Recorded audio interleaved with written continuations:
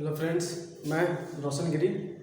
ठीक है, आज हम लोग क्या करेंगे, स्पेक्ट्रम का अगला लेक्चर करेंगे। ठीक है, अब लगभग 15-16 लेक्चर और बचा हुआ है। उसके बाद हमारा मॉडर्न हिस्ट्री बिल्कुल एकदम ब्रीफ तरीके से कवर हो जाएगा। ठीक है, और मॉडर्न हिस्ट्री से आप जान रहे हैं कितना सारा क्वेश्चन आता है। ठीक है, एक बार मेरे सारे वीडियोस को देखिए। ठीक है, आपको काफ़ी ज़्यादा कॉन्फिडेंस महसूस होगा।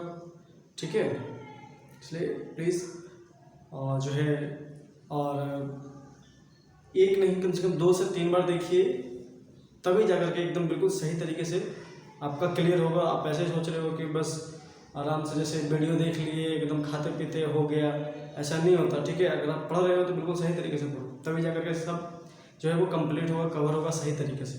ठीक है, टाइम मिला हुआ है और इस टाइम का काफ़ी ज़्यादा फ़ायदा जो है आप लोग उठाइए। ठीक है, और मेरे चैनल को प्लीज़ शेयर कीजिए जितना ज़्यादा हो सके तो। ठीक है, सब्सक्राइब कीजिए, लाइक कीजिए, कमेंट कीजिए। ठीक है, अगर मैं सही पढ़ा रहा हूँ तो प्लीज़ ज़्यादा से ज़्यादा शेयर कीजिए। ठीक है, जैसे कल हम लोग देखे थे, क्या पिछले वाले लेक्चर में हम लोग क्या देखे थे, साइमन कमीशन आया। ठीक है, साइमन कमीशन में क्या था, कैसे नेहरू रिपोर्ट बना, फिर नेहरू रिपोर्ट से मोहम्मद अली जिन्ना गुस्साता है, फिर मोहम्मद अली जिन्ना अपना 14 पॉइंट देता है, और उस 14 पॉइंट की वजह से एक पाकिस्तान की हम कह सकते हैं कि मांग उठने लगता है। ठीक है, ये सब तो हम लोग देख रहे थे। ठीक है, अब हम ये भी देख रहे थे कि जब से 1885 में कांग्रेस बना, ठीक है, कांग्रेस में पहले के लोग क्या थे कि बिल्कुल एकदम हाथ पैर पड़ करके अपना काम निकलवा करके, अंग्रेजों का हाथ पैर पड़ करके अपना काम निकलवाते थे। 1905 में गरम दल के नेता जुड़ते हैं, बाल गंगाधर तिलक जुड़ते हैं। ठीक है, और भी बहुत सारे जो है नेता जुड़ते हैं गरम दल के। तो क्या होता है कि उस आईएनसी में, इंडियन नेशनल कांग्रेस में, गरम दल के नेता और नरम दल के नेता 1907 में अलग अलग हो जाते हैं। क्यों?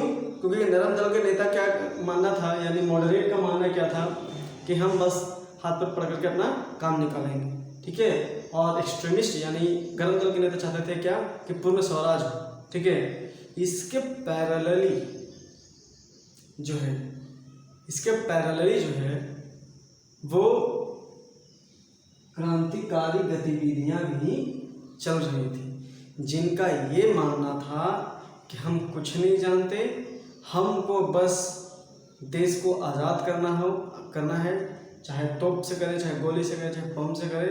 ठीक है, हमको बस लड़ करके देश को आज़ाद करवाना है। ठीक है, तो इस तरीके से क्या हो रहा था कि क्रांतिकारी गतिविधियां जो है वो बढ़ रही थी, और कहीं ना कहीं अंग्रेज़ों के नाक में दम करने वाले क्रांतिकारी भी थे।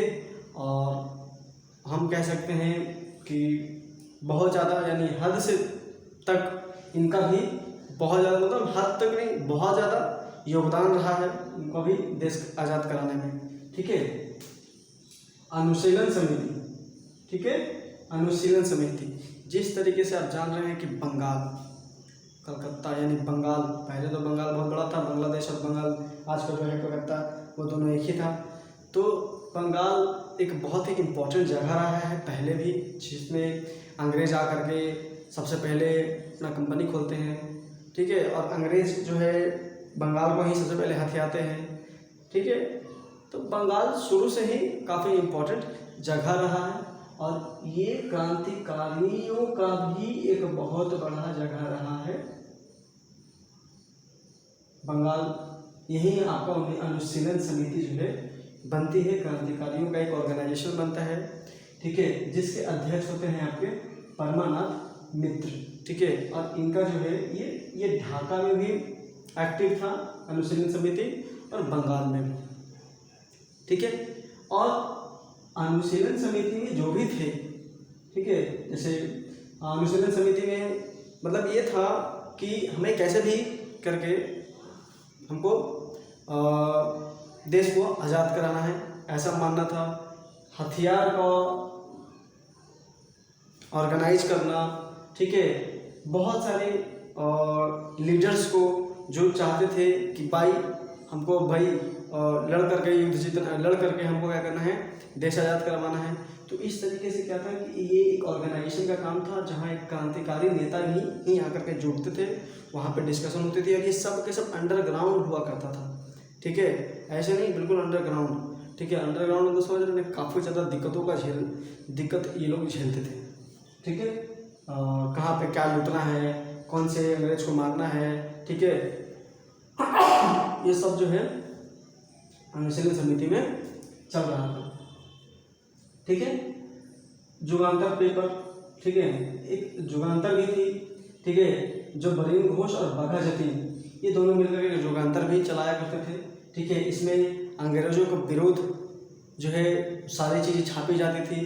ठीक है, और कैसे क्रांतिकारी भी आपका जो है देश को आज़ाद कराने में लगे हुए हैं। ठीक है, उनको सही तरीके से जो है बरीन घोष और बाघा जतीन जो है वो जुगांतर के माध्यम से दिखाया करते थे। ठीक है, फिर इसके बारे में तो जानते ही होंगे, हिंदुस्तान रिपब्लिक एसोसिएशन, ये 1924 में यूपी के कानपुर में बनता है, जिसका जो है राम प्रसाद बिस्मिल, चंद्रशेखर आजाद और सचिंद्र नाथ सान्याल, ये HRA का क्या थे कि ये लोग थे। ठीक है, HRA में थे। ठीक है, इनका काम ही था कि बस हथियार को इकट्ठा करो और जितना क्रांतिकारियाँ हैं उनको हाथ में हथियार दो। ठीक है, किसी भी तरीके से, और चाहे वो लूट करके, चाहे वो किसी थाने को लूटना हो, चाहे हमको पैसे से खरीदना हो। ठीक है, तो पैसे का भी लूट जो है ये लोग करते थे। ठीक है, क्रांतिकारियाँ का जो रूल था वो आगे चलते जा रहा था। ठीक है, अब था federal Republic of the United state of India. ठीक है, तो कुछ ऐसे भी ऑर्गेनाइजेशन थे जो इंडिया के बाहर रह कर के भी एक्टिव थे, जैसे लंदन में। ठीक है, लंदन में द इंडियन हाउस जो है वो लंदन में 1905 से 1910 तक आपका ये ऑर्गेनाइजेशन था, द इंडिया हाउस, जिसको बनाने वाले कौन थे, श्याम कृष्ण वर्मा। और ये श्याम कृष्ण वर्मा क्या करते थे कि जितने भी इंडिया के बिजनेसमैन हो गए अच्छे, ठीक है, लंदन में उस टाइम, ठीक है, तो उनसे पैसा ले करके क्या होता था कि पैसा इकट्ठा करके उसे इंडिया में जो क्रांतिकारी लोग थे उनको पैसा देना, और पैसा दे करके कि वो अपना ज़्यादा से ज़्यादा हथियार खरीदे और जितना अच्छा से अच्छा हथियार खरीदे और अंग्रेजों का विरोध वो काम करें। ठीक है, और द इंडियन सोशलिस्ट पब्लिश, ये द इंडियन सोशलिस्ट जो होती थी, जो पब्लिश होती थी, इसमें क्या था कि अंग्रेज क्या कर रहे हैं भारत में रह करके, क्योंकि अंग्रेज यानी इंग्लैंड में जो भी चल रही थी, जो भी सरकार थी वहाँ, उनको वो सरकार जो है इंडिया में क्या कर रही है, वहाँ की सरकार, वहाँ यानी वहाँ की जो जनता थी, इंग्लैंड की जो जनता थी, उनको कुछ पता नहीं था। अगर ये सारी चीज़ें वहाँ की जनता को पता रहता तो सरकार वहाँ का गिर सकता था। इसलिए जो ब्रिटेन का गवर्नमेंट था, लंदन का जो गवर्नमेंट था, वो चाहता था कि हमारी जनता को ये पता ना चले और हम इंडिया को कॉलोनीज हमेशा बना करके रखें। तो ये इंडियन सोशलिस्ट एक ऐसा पेपर था जो दिखाता था कि ब्रिटेन गवर्नमेंट जो है वो इंडिया में क्या कर रही है, क्या गलत कर रही है, उसको छापने का काम यहाँ जो है इंडियन सोशलिस्ट पेपर में करती थी। ठीक है, फिर गदर पार्टी। ठीक है, गदर पार्टी के बारे में तो भाई फेमस ही है। ठीक है, ये सिखों का ऑर्गेनाइजेशन था। ठीक है, जिसका लीडर, जो इम्पोर्टेंट लीडर थे, वो लाला हरदयाल थे। ठीक है, और ये गदर पार्टी जो है एक हम कह सकते हैं इंसिडेंट की वजह से बना था, कोमागाटा मारा इंसिडेंट। ठीक है, कोमागाटा मारा इंसिडेंट ये एक ऐसा इंसिडेंट था कि जब वर्ल्ड वार स्टार्ट हुआ, ठीक है, जब वर्ल्ड वार स्टार्ट हुआ तो यहाँ पंजाब काफ़ी ज़्यादा उस टाइम फेमस थी क्रांतिकारियों को लेकर के। ठीक है, तो अंग्रेज जो है सीधे क्रांतिकारी को आतंकवादी बोलती थी, तो उन्हें लगता था कि कोई भी सिख अगर यहाँ से पंजाब से जा रही है, ठीक है, कनाडा जा रही थी, ठीक है, हांगकांग से, सिंगापुर से, ठीक है, ये कनाडा पहुँचती है। जैसे ये कनाडा पहुँचती है तो कनाडा के गवर्नमेंट, कनाडा भी उस टाइम ब्रिटेन के कॉलोनीज कंट्री भी थी, ठीक है। तो ऐसा वहाँ प्रोपेगेंडा, ऐसा वहाँ मीडिया में फैलाया गया कि जो यहाँ जो इस शिप में आ रहे हैं सिख के लोग, सिख ऑर्गेनाइजेशन के जो लोग आ रहे हैं, ठीक है, इस शिप में उसमें 376 पैसेंजर थे। ये सारे पैसेंजर जो है वो क्रांतिकारी हैं और जो है कनाडा के कल्चर को बर्बाद कर देगी, ऐसा मीडिया में प्रोपेगेंडा फैलाता है ब्रिटेन, ठीक है, जिसका कॉलोनी था, ब्रिटेन का कॉलोनी था कनाडा, ठीक है। उसके बाद क्या होता है कि इन्हें कनाडा में उतारा नहीं जाता, वहीं से डायरेक्ट इनको भेज दिया जाता है बंगाल। अब जैसे ये बंगाल में आती है, ठीक है, सोच लीजिए वहाँ उतरने ही नहीं दिया बिल्कुल, ठीक है। तो काफ़ी ज़्यादा भूखे प्यासे बेचारे हो गए थे, काफ़ी दिन चल रहे थे और उसके बाद इनको बंगाल में भेजा गया, ठीक है, कि बंगाल जाओ। अब बंगाल जब ये पहुँचती है जहाज़, तो 2 महीने तक इनको शिप में ही छोड़ दिया गया, अंग्रेज उतरने ही नहीं देते थे। तो काफ़ी ज़्यादा जो भी था उस जहाज़ में सब खा पी करके ख़त्म हो गया था और काफ़ी भूखे लोग वहाँ उसमें मर रहे थे, ठीक है। तो उसी में एक लीडर थे बाबा कुलदीप सिंह, उन्होंने कहा कि हाँ हमें उतरने दो, हमारे पास खाने को कुछ नहीं है, ठीक है। लेकिन अंग्रेज लोग मानते नहीं हैं, अंग्रेज बोलते हैं कि नहीं, अब ये जो शिप है वो पंजाब जाएगी। बाबा कुलदीप सिंह का हालत ख़राब किया, 2 महीने से यहाँ रुकाया, अब उसके बाद पंजाब जाने के लिए बोल रहा है, तो हम लोग तो मर जाएंगे, ऐसा बाबा कुलदीप सिंह को लगा, ठीक है। उसके बाद क्या होता है कि और यहाँ पे कुछ लोग पैसेंजर जो है उतर जाते हैं और अंग्रेजों के बीच में भिड़ंत होती है। उसमें क्या होता है कि 20 लोगों को बिल्कुल वहीं पर क्या हो जाती है, मर जाते हैं, ठीक है। और उसके बाद सिख जो है काफ़ी ज़्यादा गुस्सा आ जाता है और उसी की वजह से हमारा गदर पार्टी बनता है, ठीक है, ठीक है। अब इस गदर पार्टी को शांत करने के लिए अंग्रेज जो है डिफेंस ऑफ इंडिया एक्ट चलाती है और 1916 तक आते आते ये मूवमेंट जो है वो ख़त्म हो जाती है, ठीक है। अब देखो चापेकर ब्रदर्स 1857 में काफ़ी ज़्यादा प्लेग फैला हुआ था, ठीक है, काफ़ी ज़्यादा प्लेग फैला हुआ था। तो अंग्रेज का कॉलोनी था उस टाइम इंडिया, तो अंग्रेज के अधिकारी जो है वो इंडियन को भी अगर प्लेग होता था, ठीक है, तो उनको ट्रीटमेंट, उनको हॉस्पिटल ले जाने के लिए बहुत ज़बरदस्ती किया जाता था, मार पीट करके एकदम बहुत असहनीय जो है अंग्रेज लोग व्यवहार किया करते थे, ठीक है। तो काफ़ी ज़्यादा उन्हें गुस्सा आया, ठीक है, और औरतों से, बहनों से, ठीक है, वो क्या करते थे कि जो है जास्ती किया करते थे। तो दामोदर चापेकर और बालकृष्ण और वासुदेव जो है ये तीनों भाई थे और ये तीनों भाई को काफ़ी ज़्यादा गुस्सा आता है इन सब चीज़ को देख करके। उसके बाद लैंड मिलिट्री जो के जो अध्यक्ष थे, ठीक है, ल्यूटेनेंट आयरिश, ठीक है, इनको मारना था। इंडियन काउंसिल सर्विस है, यानी आज का जो यूपीएससी है, ठीक है, उसमें आईसीएस होता था, तो उसके चेयरमैन आईसीएस के चेयरमैन को मैं जो WC रैंक थे उनको मारना था। लेकिन क्या होता है कि यहाँ पर जो बम आते हैं वो लग जाता है ल्यूटेनेंट आयरिश को और यहाँ पर जो ल्यूटेनेंट आयरिश है वो मर जाता है और उसके बाद उन्हें पकड़ करके क्या किया जाता है कि फांसी पे चढ़ा दिया जाता है, ठीक है।